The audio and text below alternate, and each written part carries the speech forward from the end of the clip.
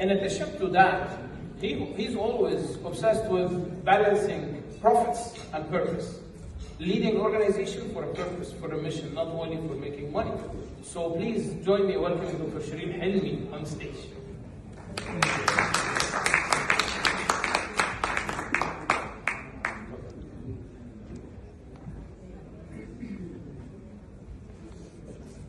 الحمد لله رب العالمين أنزل الكتاب بالحق وبدأه بقول اقرأ والصلاة والسلام على الهادي الأمين بسم الله الرحمن الرحيم.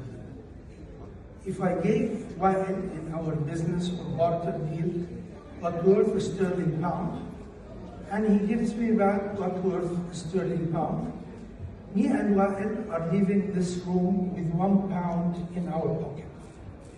But if I gave Wael an idea and he gave me an idea, all of us are leaving this room with 2 ideas in our heads.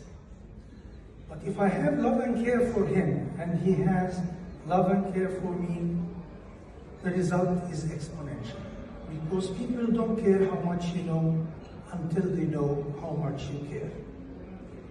Sheikh Saleh Kamel, rahmatullah alayh, I met him and I was honored to be appointed by him as a board member في اتحاد أصحاب الأعمال الدول الإسلامية, which is Business Owners Union. And really, I found that he is something genuine. He was a treasure. He was giving from his not only wealth, but values. Wanted all the Islamic countries to have a Schengen visa or a free visa, moving between countries, creating jobs, training, and giving life for others. And he said, true wealth lies in what benefits people, not in what we want. He not only did this, but I'm saying a secret that he cured 400,000 Egyptians from hepatitis C. Hepatitis C is a deadly disease. With COVID-19, in the first year, 2 million people died. But every year with hepatitis B and C, 1.5 million person dies. But with COVID, they die in 15 days, so everybody is worried. But with hepatitis, they die in 20 years, so nobody cares. So he was the one of the founders that started the funding for this thing to happen. They asked me to have only 14 slides. Usually in 15 minutes I have 140 slides. So I made a mind map from Tony Buzan. I met the guy, and really it helps in knowing things. So, how can we manage purpose and business? How can we do this? We will know the answer now. First, we ask why. Why are we here today? We are here because of Sheikh Saleh Kamel created this organization to have a legacy of knowledge between us. We share the knowledge from each other and we share the lights. We have lights. Everybody has an aura and has a positive action against others also. So why are we promoting Islamic economy? Is it better than capitalism or socialism? In a marathon, some spectators are standing 1 kilometer after the starting point, one in the middle after 20 kilometers, and one at the end at the 40 kilometers. So for the ones in the start, they see somebody sprinting, so they thought that these are winning the race. The ones that started sprinting will lose their breath, and the ones who was moderate will reach till the middle as the ones winning the race. But who will win in the end, we will know that together. Why is the Islamic funds and Islamic banking and Islamic things increasing? Islam, we have to ask, what is Islam? If you ask many people in the West, they will say, it's something we don't understand, it's terrorism, it's violence, it's... No. They don't know what is Islam, neither do us. So how can we dive deep to know what's going on? First, Allah subhanahu wa ta'ala says in Hadith al-Qudsi, a major statement that tells us how Islam goes. He said, يا عبادي إني حرمت الظلم على نفسي وجعلته بينكم محرما فلا تظالموا. O my servants, I have forbidden oppression for myself and have made it forbidden among you, so don't oppress one another. And he said, يا عبادي لو أن أولكم وآخركم اجتمعوا في صعيد واحد فسألوني فأعطيت كل سائل مسألة ما نقص ذلك من ملكي إلا ما كما ينقص المخيط إذا أدخل ماء البحر. If we're talking about wealth and economy, Qarun had lots of gold that the people couldn't carry the keys of the safe of his gold. What happened to him? He went. So he says, so if all of you come in one time and ask me all what they want, all the wealth, it will not diminish my kingdom and my wealth as if you get a needle and you grab from the sea. So it's not for this, but it's for non-oppression and to know that whatever we can have, we can have. Then he says, Prophet Muhammad says, لا يؤمن أحدكم حتى يحب لأخيه ما يحب لنفسه. You're not a believer unless you love to your brother what you love for yourself. What is Islamic economy? It's a value-added economy. I have to have a product, something, not speculation, and let people put hundreds of billions, and one day they get finished. Knowledge. Islam taught us to read and to know, and Prophet Muhammad said, it's not barakah in a day without knowing something new. And he told us to work with effort, with ihsan. There is a book called Quality on Trial. On page 8, they wrote a funny story about the commander of the American army, got all his commanders. He said, I'm going to tell you how to attack the Russian submarines in the North Atlantic frozen ocean. We have to raise the temperature of the frozen ocean till boiling point, so it's very hot down there. So the submarine has to go up, the anti-submarine aircrafts will hit it with the missiles. So the Navy commander raises his hand, sir, I'm the one going to do this. How am I going to raise the temperature of the frozen ocean to boiling point? He said, I put the strategy, you do the roadmap yourself. Islam did not do this. He made the strategy, إِنَّ اللَّهَ يُحِبْ إِذَا عَمِلَ أَحَدُكُمْ عَمَلًا أَنْ يُتْقِنَهُ. Prophet Muhammad says, if someone is doing an act, he should be perfection in it. And he wrote the standard operating procedure for the worst job to be done. إِنَّ اللَّهَ كَتَبَ الْإِحْسَانَ عَلَى كُلِّ شَيْءٍ حَتَّى فِي الذَّبْحِ فَلْيُحِدَّ أَحَدُكُمْ شَفْرَتَهُ وَلْيُرْعِ ذَبِيحَتَهُ. Allah made ihsan excellence, even when you're slaughtering a cow. So make your blade sharp and make it easy for the cow to be slaughtered. Then we were taught to accept results. We were talking about Iman bal qadar khayri wa sharri, good or bad, whether we win or we have to do our best. But what will happen is being done but His Almighty. There is something missing component in the Islamic economy. It's called charity, zakah. Zakah is not only 2.5% on the money you have for a year in the bank. No. Some people say not in God we trust, we say in God we trust. Gold, oil and gas. The charity for rikaz is 20%. If you imagine that all Islamic countries are taking 20% of the oil, gas and gold to the whole Muslim society, and not Muslim society, because Allah is the Lord of all creation, not only Muslim. He created them all because He loved them. So, after we ask why, we say who. Who is He and who are we?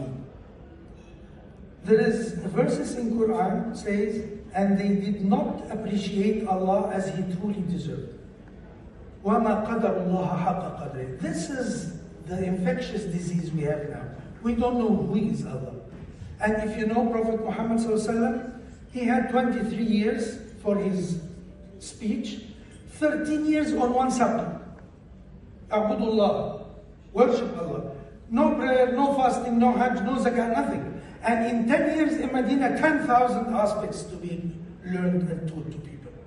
Why did he spend 13 years to make a foundation so when Allah says something, hi, sir, we obey? So, Allah, I was in Australia 2 months ago and we were celebrating the 1500th birthday of Prophet Muhammad. We are now in Hijri year 1474 and he migrated at the age of 53. And I asked ChatGPT because there were non-Muslims in the thing and they asked, why are you celebrating this guy? Who is his Lord or his commander? I asked ChatGPT, how many galaxies did the Lord create? 2 trillion galaxies. In each galaxy, how many planets and stars? 10 billion. So you have 2 times 10 to the power of 22 of planets. And planet Earth has 3 trillion trees, 8,420,000,2017 people living, because I have my cousin born a week ago, so that's 17. And he didn't feel tired creating all this. And he is capable of keeping them rotating and running, and he is preparing our tomorrow's oxygen and insulin. We're not preparing it for ourselves. So وَمَا قَدَرُ اللَّهَ حَقَّ قَدْرِ is the real infectious disease. Allah subhanahu wa ta'ala has 99 beautiful names. 33 for the essence, like Allah.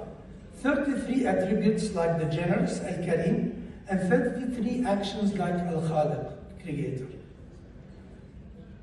You heard about Tarzan. He doesn't have in his vocabulary list the generous because he never made a dinner for monkeys. Any monkey needs a banana, he jumps up the tree and he grabs the banana. But he comes to Egypt and he says, Tarzan, there are poor people, we have to pay charity. So he knows, what's that? He said, generosity. Kareem. He said, what's Kareem? I don't have it in my vocabulary. So he started learning and becoming a Kareem, and then he said, what about the Lord who created all this? He should be worshipped and we should be loved. Then, going to what? Oh, who are we? We are his Khalifa, his vice on earth. And he gave us this to love him, to enjoy the journey, not wait for the destination. Our role, wealth and health in our company. So we found that the medicine for hepatitis, it was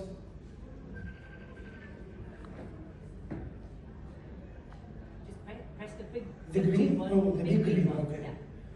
That's it. This is why we are working with ethics, and this is the price of one box, $33,605 US$and 4 cents.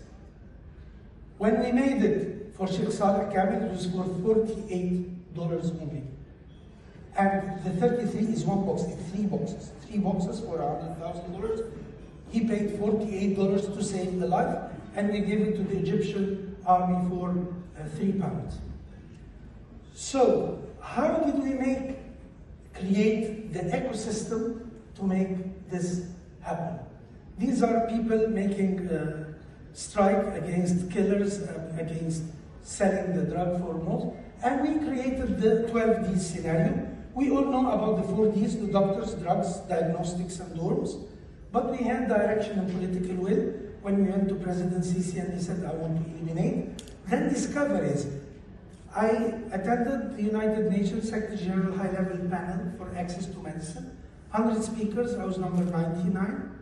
And I had 1 minute, and they were governments, WIPO, WTO, WHO, panelists, activists, multinationals.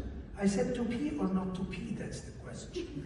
To patent or not to patent, that's the question. Life gains versus trade gains, that's the question. And we saved 4.1 million people in Egypt from death.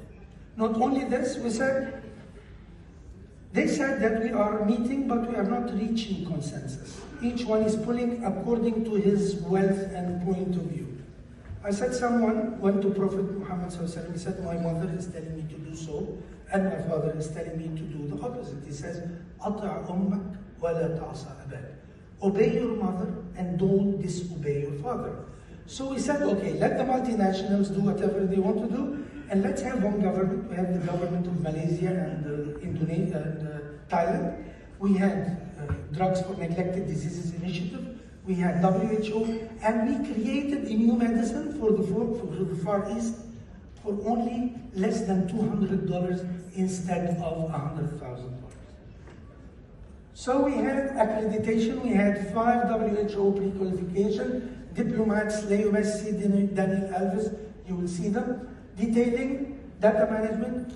We analyzed for 70 million Egyptians, not only for hepatitis, but also for diabetes, blood pressure, and obesity, and we have a health map now. Dorms and mobile clinics, we have 35,000 clinics analyzing doctors. It was only specialists for hepatology to treat. Now it's general practitioner, drugs, diagnostics, and donors, where we had Sheikh Saleh Kamil, radiallahu anhu. This is the Messi Act. In the past 2 years, a whole lot has happened. Leo lost some finals and won some more. He scored 102 goals with his team's help.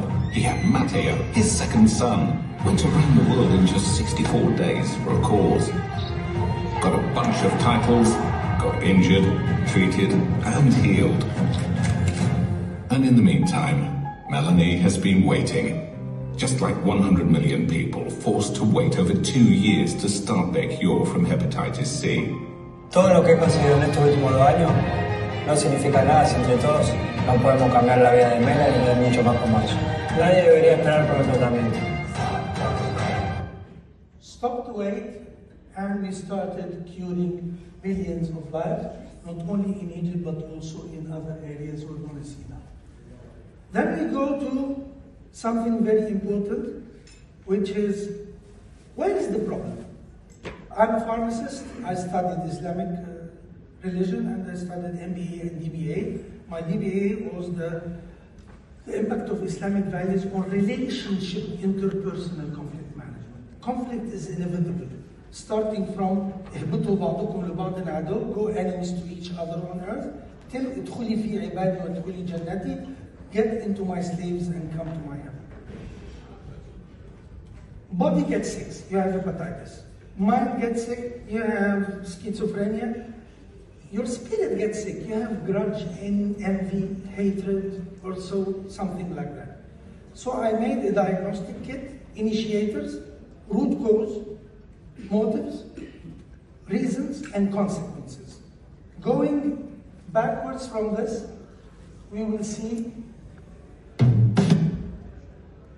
here. There is either physical abuse or emotional anger. There is materialism and egoism. Here you see the appetite that makes you hungry, thirsty, sexual craving, anger that makes you defend yourself, and desires. Here we have body, intellect, and spirit. If we forget, nasya, walam najid lahu azma, we don't have a good stamina and we don't have good belief, 4 initiators start, which is Satan, the self, and the people, the bad people, and ad-dunya. Oh, yeah. We are now going to something when the first leadership model was leadership by destruction. Qabil and Habil, Cain and Abel. قرب قربانا فتقبل من أحدهم ولم يتقبل من الآخر قال لأقتلنك. And for years, the Stone Age, if you have a stone, you hit somebody sleeping on the head, and the wealth was in cattle and women. Till the age of agriculture, the wealth was in land. How many hectares of land you have? And the leadership by the whip. I own the people, they are my slaves. Till the 19th century, industrial era, and the 20th century, it's management by instruction, and the wealth in ores, gold, oil, lumber. Then at the end of the 20th century, it's IP, it's management by objectives. This you buy for £800, and you can get it from China for $10. So where is the rest? It's in RD. What is going to happen in the 21st century? It's management by values. That's why Islamic economy is going to flourish, and we will reach the marathon at the end. Why? Because it was made not by a person, but by a God, who is the only one who claimed, I created the universe, I created the sun, I created the moon. No one else in this world said he did it. So, the values have three pillars: love, trust, and just. If there is no justice, it will not continue. So then let us go to the economy part. We talk about environment, social, and governance.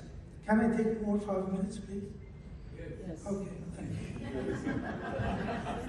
you. So the environmental analysis, when I was studying my MBA in Central Michigan, who made the SWOT analysis? Was it Harvard or Stanford? It was Abu al-Abbas al-Mursi from Alexandria 800 years ago, when his scholar Ahmad ibn Ata'illah Secondary entered a little bit upset. He said, حال المرء على الأربع نعمة وبلية ومعصية وطاعة. You have 4 quadrants. Ni'mah, which is good working environment, which is an opportunity, and Baliya, which is tough time, which is a threat, Ma'siyah, which is a sin, which is a weakness, and Ta'a, which is doing good, which is a strength. He said, if you have the quadrant of opportunity, you should be thankful. Thankful is the name Shakur, Shakarat al-Bir. The well is overpouring and giving others. If you don't have sabur, you have to be patient. If you commit sin, ghafur, you have to ask for forgiveness. And if you do good, it's shaheed to witness his blessing on making you do this. Then we go to this, social. يا أيها الناس إنا خلقناكم من ذكر وأنثى وجعلناكم شعوبا وقبائل لتعارفوا. One word. O mankind, I have created you from a male and female and made you into nations and tribes. 5 words, and I'll hide another 5 because of the fire. First, تعارف, معرفة, to know each other, friendship. Then إسداء المعروف, service. Then عرفان, gratitude. Then معارف, knowledge. Then عرف, norms and values. Then we touch here to governance. Sallallahu alayhi wa sallam, Prophet Muhammad sallallahu alayhi wa sallam, he loved everybody. And he said no one should steal or cheat. When he put his hand on the dates and he found it wet, he said, oh Rasulullah, it was raining. He said, Man ghashana falaysa minna. Why didn't you put it here? If you cheat us, you're not one of us. That is Islamic economy. It's not only banking systems, it's how you love for others to be what done for you. You should be honest, you should be trustworthy. He is Rahman al-Alameen, he is a mercy for all, and Allah did not send him but on good manners. Khuluq azim. His scholars, he made another Abu Bakr, he came with all his money, Omar 50%. Abdurrahman ibn Auf, he has 1,000 camels with lots of business. All the merchants came, he said, Allah will pay me more. It's all for free for Allah. Osman ibn Affan bought Roma well and gave the water for free for people. Then we had Islamic scholars who made what?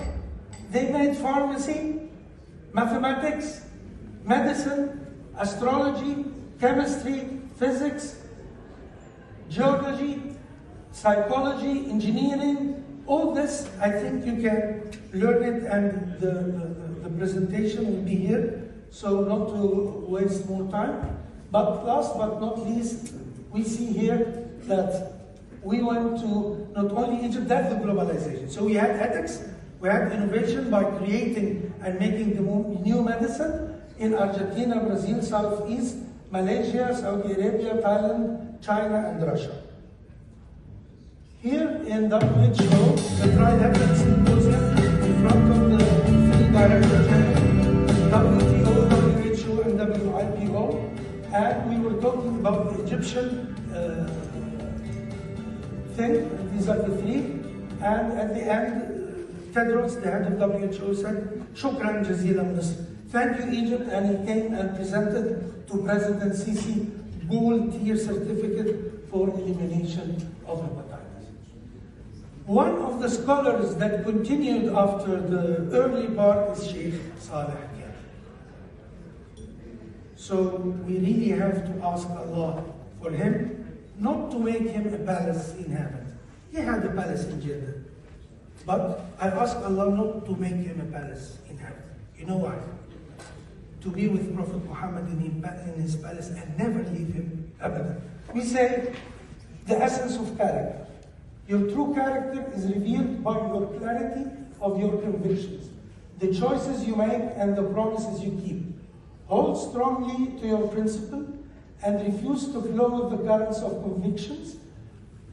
What you say and do defines who you are, and who you are forever. Thank you very much.